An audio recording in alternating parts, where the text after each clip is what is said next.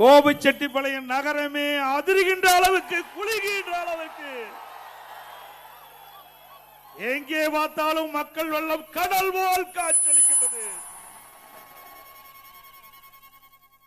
உங்களுடைய ஆரவார நிகழ்ச்சி அடுத்து வருகின்ற சட்டமன்ற தேர்தலில் அண்ணா திமுக வேட்பாளர் வெற்றி பெற்று விட்டார். யாரோ கனவு கண்டு கொண்டிருக்கின்றார், அந்த கனவை நொறுக்கிவிட்டீர்கள்.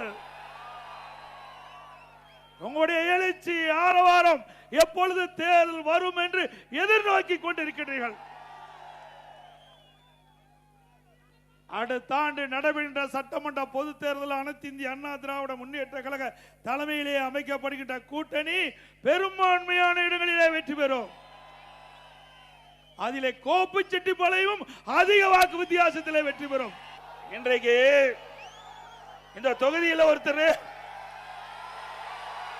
எம்எல்ஏவா இருந்தார், நீங்க ஓட்டு போட்டு தேர்ந்தெடுக்கப்பட்டவர். ஆனா ஓட்டு வாங்குறதுக்கு உங்களை வந்து அணுகிறார், ஆனா ராஜினாமா பண்றதுக்கு கேட்டாரா?